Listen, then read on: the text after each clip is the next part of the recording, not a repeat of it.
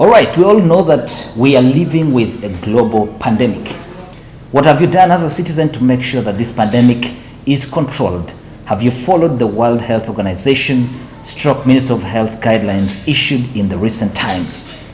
And to follow up on that conversation, we speak to one of the leaders in the country. He is the national vice chairperson for the ruling National Resistance Movement Party. He served in cabinet in the health portfolio. He was also member of parliament for Soroti municipality for a couple of years. Flight captain, Honorable Dr. Michael George Mukula. Thank you for sparing time to speak to us, Captain.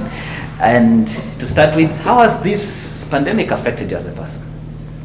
Well, for me as a businessman, and I really would believe that this is for the entire business community, but most important is for the country at large.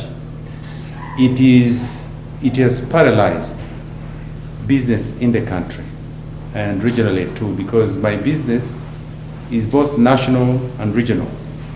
Okay. What I see is that there are bound to be more effects on the economy. But the principle now is that it's not only Uganda, nor is it at the regional level, it's a global matter.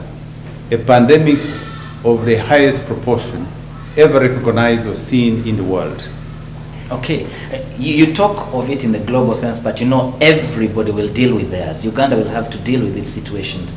You spoke about the likely impact on the economy, and the question people are asking is, you sit at the apex of the leadership of the ruling party. There appear to be not enough way forwards in regard to the economy. Let's talk about that. Well, first of all, you've got to understand that this is a third world economy. It's a developing economy. You've got to understand that the implications, first of all, will hit the big boys first, meaning the United States, the global powers, the G8 or G7, before you go even to the G20. Now, when you come to this level, the implications will be felt, the tremors will be felt in the third world. So what I'm saying is that United States, the stock exchange, the Dow Jones, and all these other global markets have literally collapsed. If you look at the impact it has had on the New York Stock Exchange, has never been witnessed before in the history of the stock exchange. What does that mean? It translates into the possibly moving into a deep recession, or if not, it will go into a depression. Now, this will be answered progressively as this impact of the global pandemic of the virus is evaluated progressively. But there are countries that have been able to respond very well. In this aspect, I want to say that countries like China, which is the second most powerful economy in the world, has been able, where the epicenter was in Wuhan, has been able to quickly deal with the matter. And you notice that they no longer have internal cases that have been recorded. What you have is imported. And therefore, it means that the response China has had has been ideal. One, isolation, containment, treatment. China responded effectively by, for example, you see that China built a 3,000 bed hospital in 10 days. They're able to deploy over 40,000 doctors into Wuhan, over 120,000 nurses into Wuhan. They deployed the police and partly the military and brought a population of close to 50 million people under lock and key. This to me has been the most effective response. That could only be done in China. But United States, I think the decision which was taken by Donald Trump was a little bit too late. In that, in my own personal view, I think that United States, which is a superpower, has the best intelligence in the world. The antennas should have come out in the beginning of the year. In that, if they had taken and cited this effect, it showed that United States was not ready and is not able to deal with biological warfare. This is more like a biological warfare. The response has been more like a third world country. They have been caught flat-footed. This is not time for a blame game, but I'm saying that the impact it has had on the global economy, more so on the superpower, is going to be of tremendous effect, which is going to have a cascading impact on many economies. Okay, let's bring it home. What do we do then? It appears it's not a conversation we are having. We're focusing on quarantine, on the health aspect. Let's talk the economy in the aspect of a third world country that we are. Well, let's look at it this way. If you look at the broad aspect, and let's look at a country like Italy. Italy on the 23rd of February,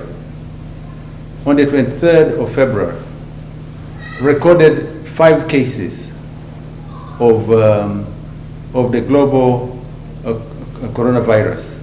5 cases. Exactly 1 month after, coming to the 25th of March, they had the highest peak. Over 6,000 people are dead. And if you look at the number of people, they're heading towards 70,000.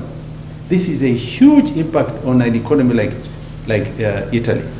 Now, bring it home.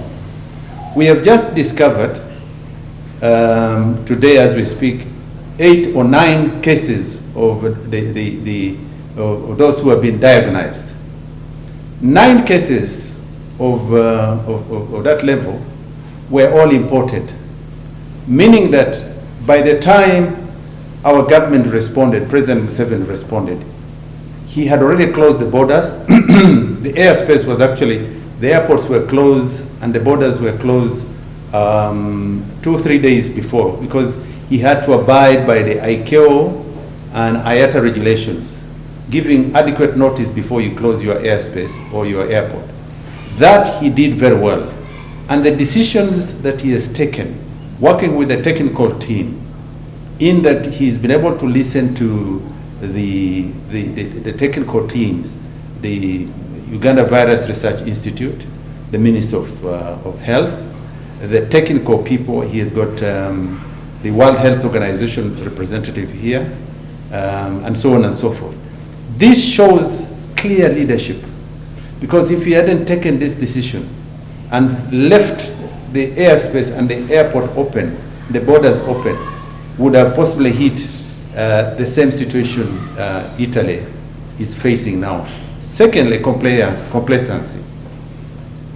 If you look at the laid-back approach how people are taking on this, well, I understand if you want to, this is a third world economy. Our people are taking it as business as usual. To deal with this, the only way you can deal with this is social distancing. This is the first strategy you apply. 2, sanitization, to ensure that you regularly sanitize yourselves, your hands, and the contact in terms of distance. This is critical. The third aspect of it is diagnosis, to be able to test, to have a surveillance team which is adequate, and then, of course, what you call public health information. The only way you can transport this virus to yourself is through the T, the eyes, the nose, and the mouth. The T component is what you must avoid. Don't touch your eyes. If you feel that they are contaminated, with your hands are contaminated, the nose or the lips, the soft tissues of the T. Now, the point I'm trying to say here is that the decisions government has taken, President Museveni, were core and strategic. He now needs to deal with the cases that have been diagnosed, which have been cited, and ensure that he controls further expansion. Now, if there is further complacency, if people do not adhere to the guidelines issued by the Minister of Health, then you know that we're in deep trouble, real deep trouble. Captain, you are an expert in the aviation industry. There's a very interesting conversation online that people who arrive from Dubai, with a gentleman who tested positive are out there. And you know, we were already on alert. We had a situation here. How did we get here? From an expert's perspective, how do you explain a situation like that? I think this is, first of all, a global war against biological attack by the coronavirus. For the people who imported this virus into the country to have beaten the surveillance of the United Arab Emirates in Dubai, which is one of the most highly technological surveillance systems in the world, and then go through, for example, those who came on Ethiopian through Bole Airport in Addis Ababa, again beat that surveillance system, and then get trapped by the Uganda airport surveillance system, shows that we had a breakdown in these two countries. Now, what we must now do, and I think this is what the question looks at. In aviation, to me, the first thing that you do, and that is what the president has done, is to put the country under lockdown. That is the most ideal position, because the surfaces that people could have touched and those who were brought in were exposed. It means that even those who flew into the country were put in under necessary, what you call compulsory confinement, isolation, and continue monitoring them for the 14 days was the correct decision. So to me, in terms of health policy, in terms of, in my experience as a former minister, and two, in terms of the aviation expertise that I've had, and in terms of airport flight operations, closing the airport was the best decision Uganda has taken. Okay, there's also information that powerful people, your friends in the corridors of power, bypassed all these procedures, went to the tarmac, picked their relatives, and disappeared with them. If you're tech savvy, you're monitoring these conversations on social media, and it's streamlined. It's actually generating anger across the country. Let's talk about that. To me, I think that I've heard about it. I've heard it in the social media. I think this is a decision that will be taken at the highest level by the president. He's the fountain of honor. He's the commander-in-chief. He's the president of Uganda. And I think that if anybody adulterated the law and flouted it and put the lives of many Ugandans to risk because of his position, that is abuse of power. It traverses the health and the security of this country, because we are at war. This is a biological war. I'm very sure that the president will take appropriate action. The other aspect, the situation has created a global village online, and the Ugandans are actually laughing that for once, myself, Flight Captain Mike Mukula, and all the people who thought that, you know, our health system here did not die together. We will all die together. Yes. What do you think about that? They think that you in the leadership did not do enough to make our health services strong. So eventually you and I will have to run to Chirudu. Do not forget, this is an economy which had collapsed. And when the economy and infrastructure collapses, the health infrastructure also collapses. I think when you look at the Vision 2040, that's when you look at the long-range strategic approach by government of Uganda. Two, when you look at from 1987, when we went into reforms, the first thing was to deal with the key components of the economy, restructuring the economy. Now, health, and I want to tell you that we have come a long way. When you're building the health infrastructure, it's a process. You must first of all deal with the bottom pyramid of the population. And that's why they introduced primary health care. Now, as we moved, we had so many pandemics. We had the HIV, where Uganda, by the 90s, had the highest prevalence of HIV. By the time we took over, it was at 30%. It was reduced by this government to 6.1%. This has been the highest and the best recorded response anywhere in the world, using the ABC strategy.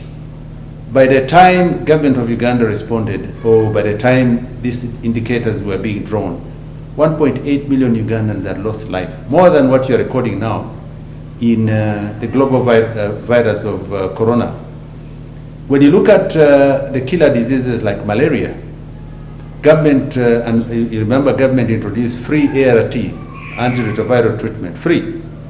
Very few countries do that. You notice that the treatment against another problem we had was the guinea worm. The guinea worm, Uganda was the third worst country in the world, followed by Afghanistan and Pakistan. But I want to say that during our term, we completely obliterated. There was a zero case on guinea worm in this country. When you look at things like polio, polio was a big killer, disabling many people. By the year 2003, Uganda kicked out polio out of this country. We had the attack of Ebola in this country. We lost a doctor, Dr. Lokuya, if you recall, in Gulu.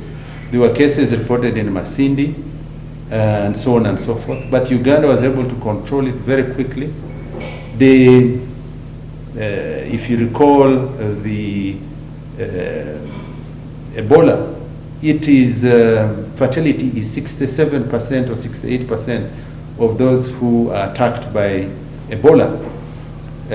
This corona is in the region of 3%. In some countries, worst case scenario is 5%, but most of them are oscillating around 3%.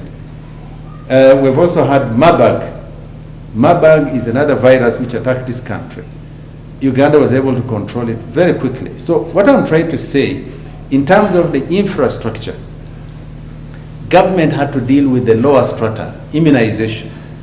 And that's why you find that now we have the infant mortality rate in this country has dropped tremendously.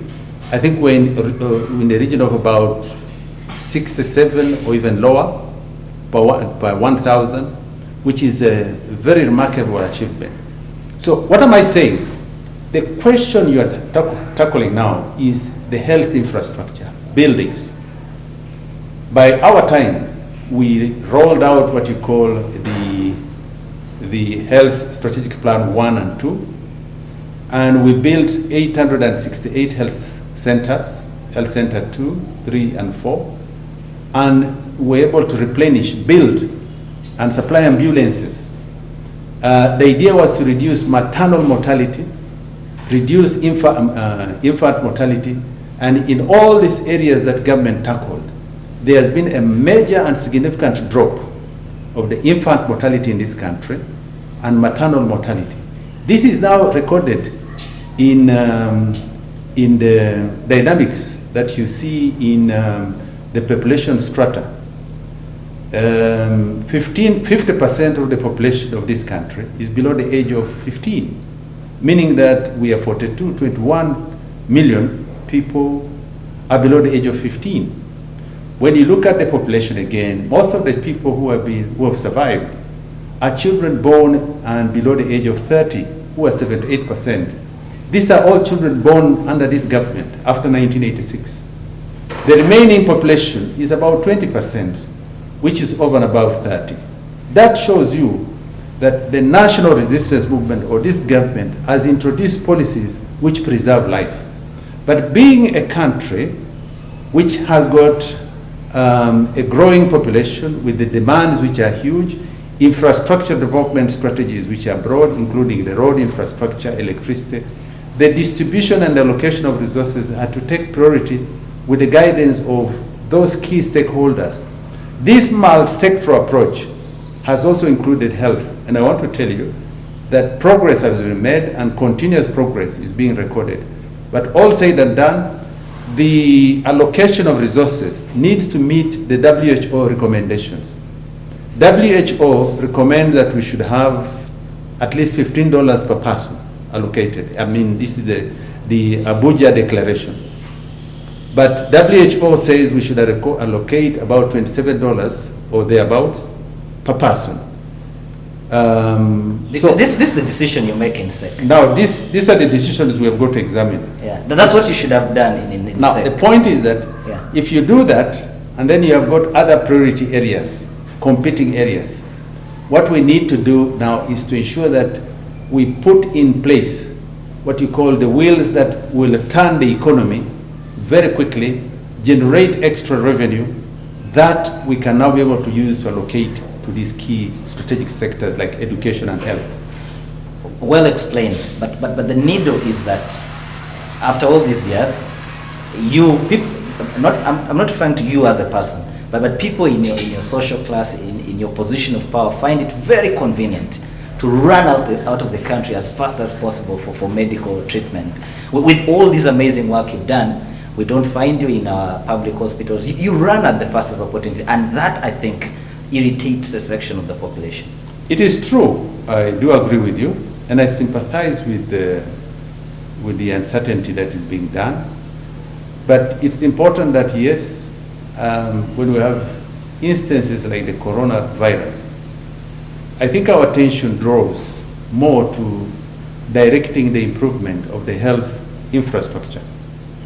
That's why you find that under very difficult conditions, with the cries and fouls of Parliament, a major health infrastructure is being developed in Lubowa at a cost of, it is private, but government will eventually take over. Did you trust that project? I do trust. It is called a white elephant. The country is mocking the government about that particular project. I think it will take off. It is doing very well. But also look at it this way. Mulago government of Uganda has allocated close to $48 million. The total now is still growing. We have now the best health facility of 900 beds, 27 intensive care for adults or ICU. We have a number of beds, I think 12 for pediatric or the children, a total of 47. If you look at the organ center, where you can now carry out operations on your kidney, your liver, and other sensitive organs of the body, these transplants can now be conducted in Mulago. When you look at the Heart Institute in Mulago is going to be one of the best you have in the country, with I think 12 ICUs. If you look at the Cancer Institute, there's been a tremendous improvement in the Cancer Institute. When you look at the maternal care center next to Mulago, it is the best you have in the sub-Saharan Africa, with a helicopter pad. For the VIPs, those who have been flying out on health tourism, they can now be able to use even the VIP or the presidential suite with a helicopter landing on top. And then the juniors or these who feel that they can still get the same treatment will still be accommodated in the same area. And I want to say that that progress is being made. The idea now is to spread it at the regional level, which is being done. I think in Jinja they have created a major transformational center there. The idea now is also to create one in Mbale and all the other regional centers, including Mbarara, Gulu, and Arua. To me, it is progress, work in progress. But as you say, and I want the goings as the word goes, Rome was not built in one day. It is work in progress, and I really would like to see one day these excellent doctors being well paid. I want to see one day as scientists, as the president has continuously preached, I want to see that we reduce health tourism to South Africa, to Kenya, or to India, to Germany, so that we have the best doctors, researchers, and so on and so forth, who can manage this infrastructure and equipment very well. To me, I think we are doing a great job. Three quick questions. You were at the apex of the health ministry in this country for some time. God forbid if we got 1,000 cases today. Can we handle it across the country? Uganda in the African continent has the best rapid response team in the health sector, the best. That's why we've been able to control Ebola, Marburg. Recently we had a yellow fever import from South Sudan, and so on and so forth, as I've elucidated clearly. We have got the capacity to deploy and transferred these people, even if the worst does occur, to schools, create camps, transform some of this infrastructure you have into emergency centers. To me, a rapid response mechanism will be made available. We have the means and capacity, together with our development partners, together with other organizations and nations. I'm very sure that Uganda can deal with it. Let's cross the bridge as we get there. But I want to pray and continue to pray that we control the situation and keep it at normality as possible, and really address the issue with the people, because the best treatment is one by oneself. In the event that the situation calls for lockdown, can we feed our country? I'm not speaking about other requirements, I'm speaking the basics: food, water, sanitation. Uganda has 48% of East and Central Africa's arable land. Our comparative advantage is in agriculture. Unfortunately, what we have is that our people, majority are poor people. In terms of food sufficiency we have, the affordability because of containment or lockdown will definitely generate a problem. The question is, can our people afford? These are questions now which are core and strategic that the political high command and the president will have to deal with. But I'm very sure, and I want to say that people should remain calm. We have the means, we have the capacity, and we have the ability to look after our country. Finally, what would be your message to Ugandans who will be watching this interview? What would you say they should do around this time? What would be your advice as a leader in this country? Uganda is under attack. This is a war. It's a health war. This is not a time to throw around the blame game. We should not point fingers at each other.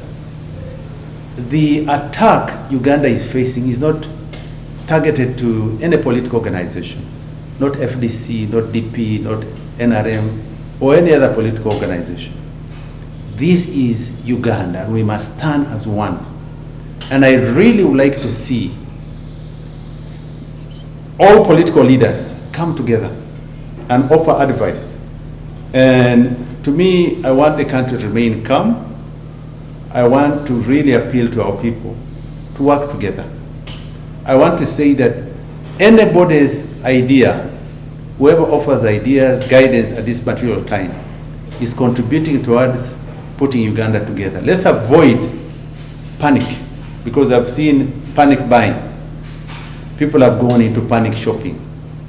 People are sending in negative, or what he called disinformation, what Donald Trump calls fake news.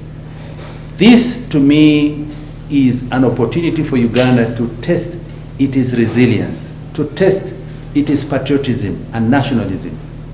I think that we have a duty collectively to defend Uganda. We have a duty collectively to ensure that all our people remain healthy and united. We must listen to the professionals, the Minister of Health, the guidelines that they issue, social distancing, ensure that those social guidelines that have been issued by the ministry, and the president, who is now at the command center, he is at the command center, and he is guiding the nation. For us, we should all look at him as the fountain of order and ensure that Uganda remains safe, and we should not lose life. To me, life of a poor person, life of a rich person, fat, small, Catholic, Protestant, Muslim, or any, is as important as any Ugandan. I appeal to the people of Uganda to remain united and calm. God will help us go through this.